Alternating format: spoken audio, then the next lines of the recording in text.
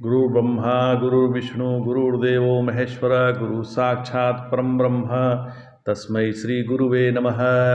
ओम नमो ब्रह्म दिव्यो ब्रह्म विद्या संप्रदाय कृतभ्यो मंसऋषिभ्यो महद्भ्यो नमो गुरुभ्यः।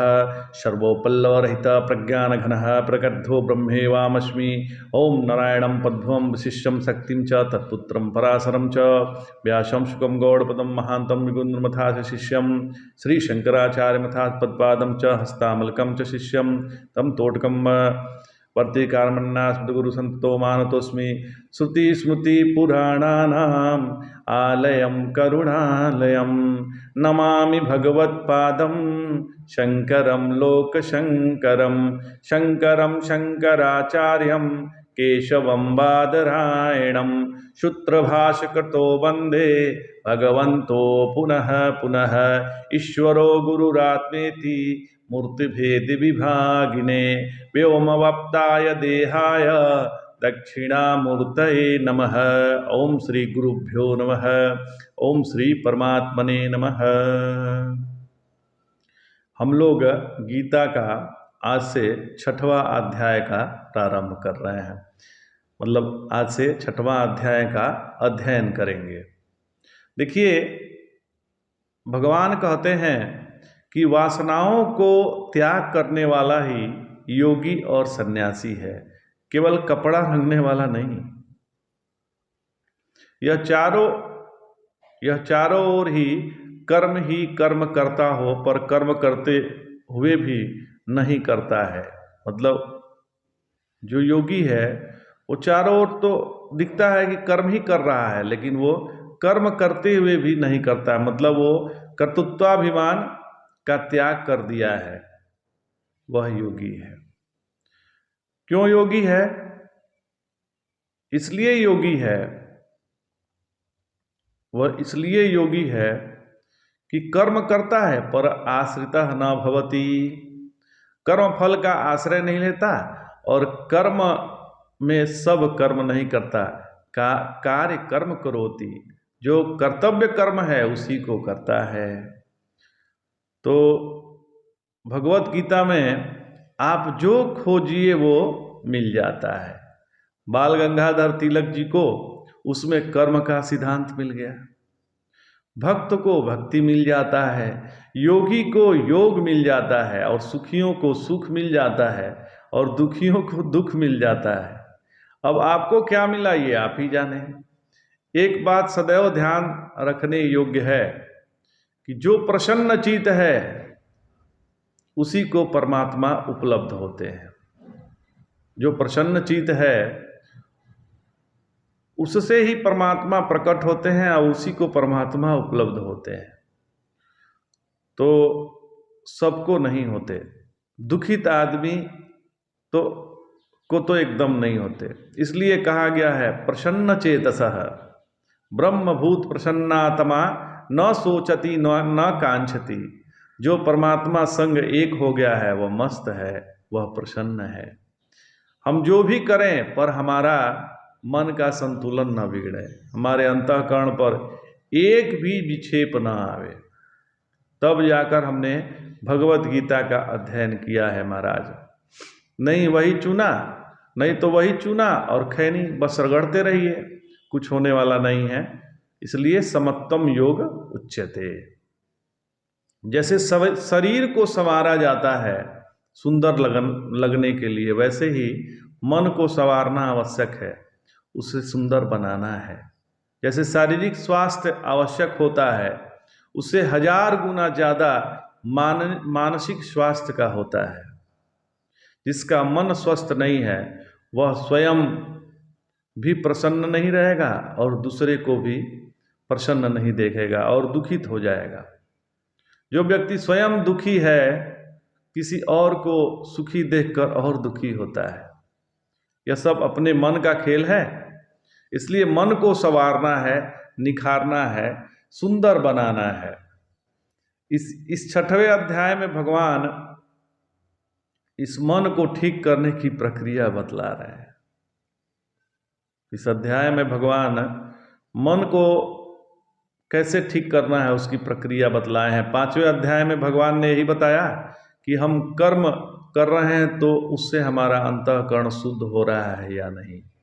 हमें अपने अंतःकरण को शुद्ध करने की ओर ध्यान देना है, पर हमारा पूरा ध्यान दुनिया को सुधारने में लगा रहता है। मैंने दुनिया के लिए ये किया वो किया, पर क्या मिला?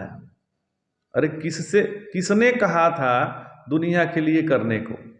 गीता में भगवान बताते हैं कि कर्म करना है अपने अंतःकरण को शुद्ध करने के लिए, और हम कर्म कर रहे हैं दुनिया को सुधारने के लिए।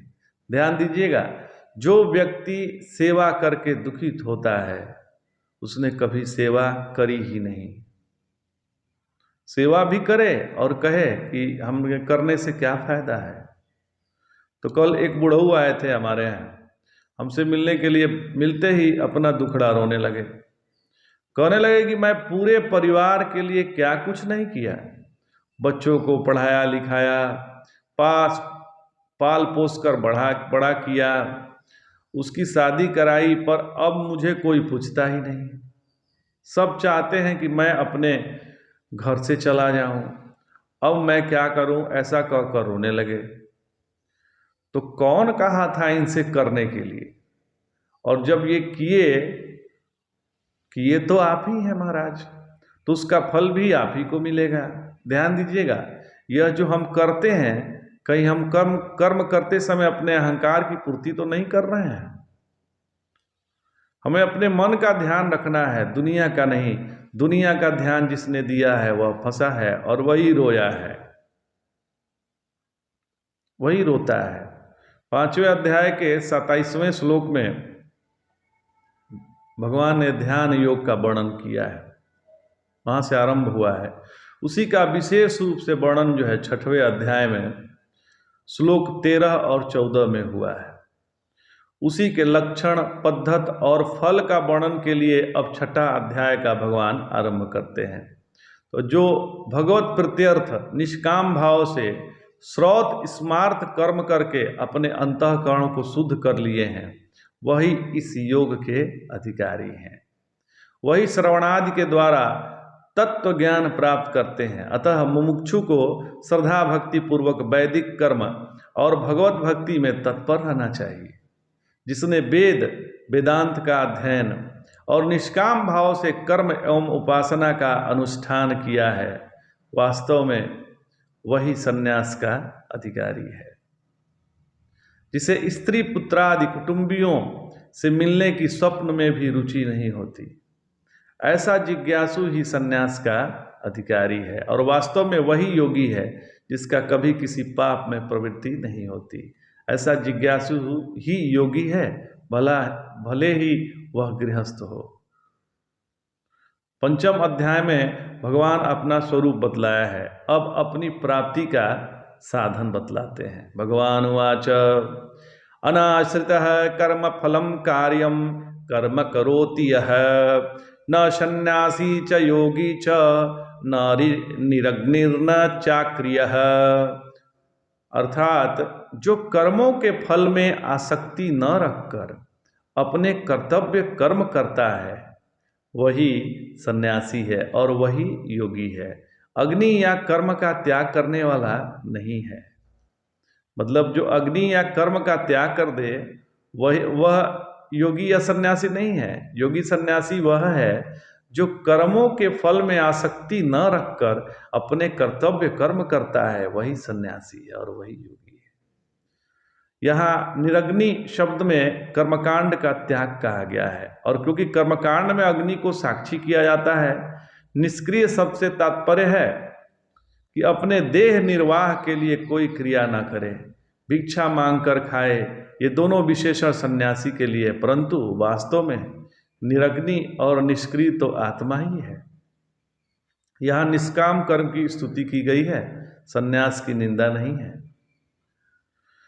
तो भगवान कहते हैं कि वासनाओं को त्याग करने वाला ही योगी और सन्यासी है। केवल कपड़ा रंगने मात्र से योगी सन्यासी नहीं होता। हाँ, वो भी एक उसका अंग है, लेकिन क्या है कि वासनाओं का त्याग आवश्यक है।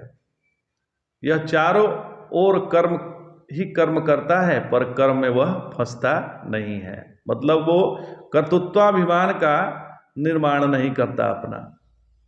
इसलिए योगी है कि कर्म करता है पर आश्रितः न भवति, कर्म फल का आश्रय नहीं लेता और कर्म में सब कर्म जो है नहीं करता। कार्य कर्म करोति, जो कर्तव्य कर्म है उसी को करता है।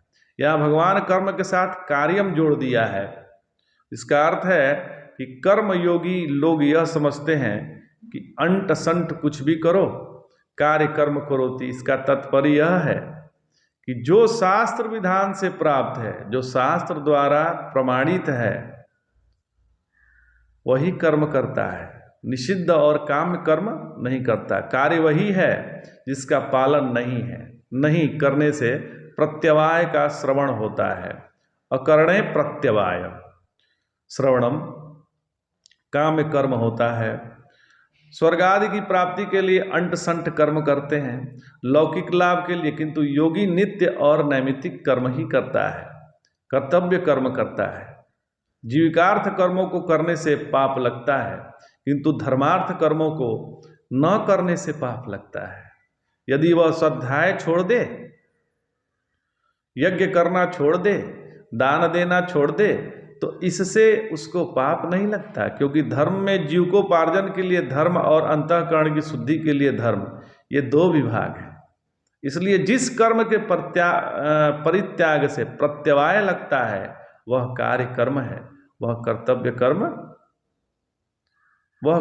कर्म है। किंतु ध्यान दीजिएगा कि यदि कर्तव्य कर्म करके उसको पूरा करके उसके फल के लिए लड़ने लगे और कहे कि मैं इतने दिन तक निष्काम भाव से तुम्हारी सेवा की, श्रम करते करते हमारा हाथ घिस गया, लेकिन तुमने हमें कुछ नहीं दिया, तो यह निष्काम कर्म का उपहास है, मजाक है। सन्यासी च योगी च, जो निष्काम कर्म करता है और कर्म करते समय उसमें कर्ता भाव मतलब नहीं रहता है, वह कर्मयोगी है। जो कर्ता भाव का त्याग किया हुआ है वही कर्मयोगी है। जो फल नहीं चाहता है वह सन्यासी है। कर्म करना है, कर्म करना हो तो ऐसा करना चाहिए कि वह कर्म करने की विधि है। सन्यासी को अग्नि कर्म नहीं करना चाहिए, मतलब उसे खाना नहीं बनाना है, जो भोजन मिल जाए वो खा ले। सन्यासी के देहवसान के बाद उन्हें जलाते नहीं हैं, उनकी समाधि बना देते हैं। निरग्नि, क्योंकि अग्नि जो है यह कर्म का प्रतीक है। जिसने अग्नि को छुआ है वह संसारी बन गया। सन्यासी अग्नि से दूर रहता है। सन्यासी भी कर्म करता है पर उसे कुछ अपेक्षा दुनिया से नहीं है। जगत में कुछ करना नहीं है, यदि कुछ करना भी है तो आश्रित न भवति। वो खाना भी यदि बना रहा है तो वो नहीं कर रहा है, ऐसा मान के करता है तो वो सन्यासी है। ऐसा नहीं है, खाना भी बनाना पड़ सकता है सन्यासी को, लेकिन खाना वो बनाता है, लेकिन वो ऐसा नहीं बनाता कि मैं ये कर रहा हूँ, ठीक है। वो अपना कर्तव्य कर्म करता है, उसमें फंसता नहीं है। इसका सदैव ध्यान रखें। अगले श्लोक में भगवान बतलाते हैं कि बिना संकल्पों के त्याग किए बिना कोई योगी नहीं हो सकता। भगवान कह रहे हैं, यम संन्यासमिति प्राहु योगम तम विद्धि पांडव, न ह्यसन्न्यस्त संकल्पो योगी भवति कश्चन। हे पांडुपुत्र, जिसे संन्यास कहते हैं उसी को तुम योग जानो, क्योंकि संकल्पों का संन्यास मतलब त्याग किए बिना कोई योगी नहीं हो सकता। कर्म करते हुए भी कुछ न चाहना, यही संकल्पों का त्याग है। इसमें तथा इससे पहले श्लोक में गृहस्थ तथा सन्यासी का कोई भेद नहीं रखा है, क्योंकि जिस स्थिति को सन्यासी प्राप्त होता है उसी को काम कर्मों को त्याग कर निष्काम भाव से कर्तव्य कर्म करने वाला गृहस्थ भी प्राप्त हो सकता है। संकल्प त्याग करने के लिए तो विवेक की आवश्यकता है और वैराग्य निष्काम कर्म से ही होता है। इसलिए यहाँ निष्काम कर्म की प्रशंसा भगवान ने की है। और वास्तव में तो ध्येय वैराग्य ही है। विषय से वैराग्य हुए बिना गृहस्थ या विरक्त किसी का भी साधन पथ में प्रवेश नहीं हो सकता। सकाम कर्म में न तो किसी को शांति हुई है? न होगी। भगवान कह रहे हैं कि संन्यास का नाम ही योग है। संन्यास शब्द के दो अर्थ हैं, एक तो सम्यक नाशः संन्यासः, अर्थात भली भांति किसी का परित्याग कर देना संन्यास है। कबीर के शब्दों में जो कि त्यो धर दीन ही चदरिया, ऐसा है। अनात्मा को आत्मा के रूप में छोड़ देना, माया को माया के रूप में छोड़ देना, उसका नाम संन्यास है। दूसरा अर्थ है संन्यास का, सति परमात्मनि अधिष्ठाने न्यासः अध्यस्त्वने निरीक्षणम संन्यासः। सत मतलब परमात्मा में, सत परमात्मा है तो सत परमात्मा में अधिष्ठान में संपूर्ण प्रपंच को अध्यस्त के रूप में देखने का नाम संन्यास है। सति परमात्मनि अधिष्ठाने न्यासः अध्यस्त्वेन निरीक्षणम संन्यासः, मतलब सारे प्रपंच को, ये जो दिख रहा है ये दृष्ट प्रपंच या जो नहीं भी दिख रहा है, सारे प्रपंच को अधिष्ठान जो परमात्मा है उसमें केवल अध्यस्त मात्र देखना, यह संन्यास है। हम लोग बात बात पर संकल्प करते रहते हैं और संकल्प से ही कामना उत्पन्न होती है। संकल्प का संन्यास यदि हमने किया है तो क्या योगी होंगे?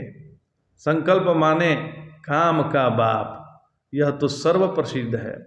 महाभारत में एक मंकी गीता है, मंकी का अर्थ है बंदर, मत समझिएगा। मंकी का इसका अर्थ बंदर मत समझिएगा, यह संस्कृत का शब्द है, अंग्रेजी का नहीं है। मंकी गीता में काम को ललकारते हुए कहा गया है कि काम जानामि ते मूलम संकल्पात् किलम जायते, न त्वं संकल्पयिष्यामि तेन मे भविष्यति। शांति पर्व में आता है महाभारत के, ये जो मंकी गीता है ना, शांति पर्व में आता है। इसमें ये श्लोक है, काम जानामि ते मूलम संकल्पात् किल जायते, न त्वां संकल्पयिष्यामि तेन मे भविष्यति। अरे ओ काम, मैं तेरी जड़ जानता हूँ। अरे ओ काम, तेरी मैं जड़ जानता हूँ। काम ने कहा कि वाह वाह, तुम्हें हमारे जड़ का पता कैसे चला? तो बोले कि संकल्पात् किल जायते, तुम संकल्प से पैदा होते हो। जब किसी वस्तु में सम्यकत्व की कल्पना होती है तो यह चीज बहुत बढ़िया है, तब उसे पाने की इच्छा उत्पन्न हो जाती है। इसलिए मैं तुम्हारे जड़ को उखाड़ कर फेंक दूंगा। न त्वं संकल्पयिष्यामि तेन मे भविष्यति। ऐसा कैसे करोगे भाई? तो ऐसा करूंगा कि मैं दुनिया के किसी चीज को अच्छा नहीं समझूंगा, तब उसे पाने और हटाने की इच्छा ये हमारे अंदर कहाँ से आएगी? तो संकल्प का संन्यास किए बिना कोई योगी नहीं हो सकता। आज इतना ही। जय जय शंकर, हर हर शंकर।